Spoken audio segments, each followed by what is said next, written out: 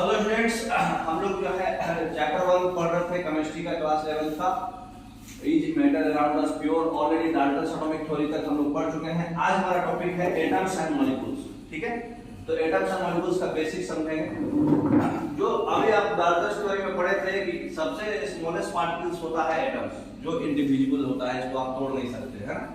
लेकिन एक और एटम में तोड़ा गया था एलिमेंट, मतलब इलेक्ट्रॉन, प्रोटॉन, न्यूट्रॉन। बाद में खोज होने के बाद ये गलत साबित हुआ, लेकिन एलिमेंट के लिए, मतलब उस समय के लिए सबसे स्मॉलेस्ट पार्टिकल एलिमेंट का यही माना जाता है जो इंडिपेंडेंट एग्जिस्टेंस हो, जिसका, है ना। हो भी सकता है, नहीं भी हो सकता है इंडिपेंडेंट एग्जिस्टेंस। देखिए क्या है, तो बताइए कि इसमें से कौन सा एटम्स का कैपेबल है इंडिपेंडेंट एग्जिस्टेंस के लिए, जिसका अपना इंडिपेंडेंट एग्जिस्टेंस हो। जिसका भी इंडिपेंडेंट एग्जिस्टेंस होगा उसका ऑक्टेट सेल में सबसे 8 सेल होगा, मतलब क्या उसको फुलफिल करेगा। हाँ, फुलफिल करेगा, बैलेंस इज जीरो। हाँ। तो आप देखे हैं इसमें, अगर आप इसका एटॉमिक नंबर होता है 7, इसका होता है 8, इसका होता है 9 और इसका होता है 10। तो इसका अगर हम K सेल L सेल करेंगे तो 2 और 5 आएगा, कंप्लीट नहीं है L सेल। ठीक है, हिलियम का 2 है ना।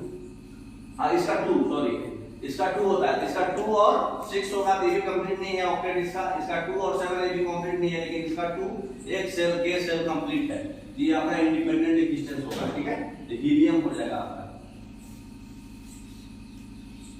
मॉलिक्यूल्स क्या होता है, वो एलिमेंट का सबसे स्मॉलेस्ट पार्टिकल था, एटम। ये किसका स्मॉलेस्ट पार्टिकल है, सब्सटेंस का, जिसका इंडिपेंडेंट एग्जिस्टेंस हो। ठीक है, जैसे हाइड्रोजन और हाइड्रोजन का एटम मिलके एक मॉलिक्यूल बना दिया, ऑक्सीजन और ऑक्सीजन का एटम मिलके एक मॉलिक्यूल बना दिया। ठीक है ना। नेक्स्ट, तो बताइए, ओजोन का एटॉमिसिटी 3 होता है और ऑक्सीजन का 2 होता है। रीजन है कि एटॉमिसिटी जो होता है number of atoms constituting A molecule, मतलब जो नंबर ऑफ एटम्स जो होता है वो मॉलिक्यूल कहलाता है। सही बात है ना।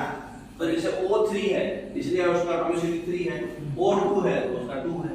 तो असर्शन भी सही है, रीजन भी सही है। ठीक है, करेक्ट आंसर भी ए ऑप्शन। अब है होमो एटॉमिक मॉलिक्यूल्स, जो मॉलिक्यूल जो है एक ही एलिमेंट से सिर्फ बना हो। ठीक है, जैसे H2, O3, P4 सिर्फ ऑक्सीजन से ही बना है, माने सिर्फ एक ही एलिमेंट के एटम्स, एक ही एटम से बना हुआ है, वो मॉलिक्यूल्स को बोलते हैं होमो एटॉमिक मॉलिक्यूल। ठीक है। नेक्स्ट, हेटेरो एटॉमिक मॉलिक्यूल्स किसको बोलते हैं, जो डिफरेंट एलिमेंट्स से मिलके बना हो। जैसे NH3, जहां पे एक अलग है बाकी 3 एक है, CH4 मीथेन, अमोनिया।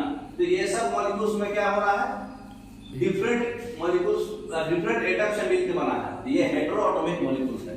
ठीक है, तो बता दीजिए क्वेश्चन, हेटेरो एटॉमिक मॉलिक्यूल्स इसमें से कौन सा है, बताइए। देखिए, हीलियम अकेला है, ये भी एक ही है, ये भी एक ही है, HCl, डी ऑप्शन। ठीक है।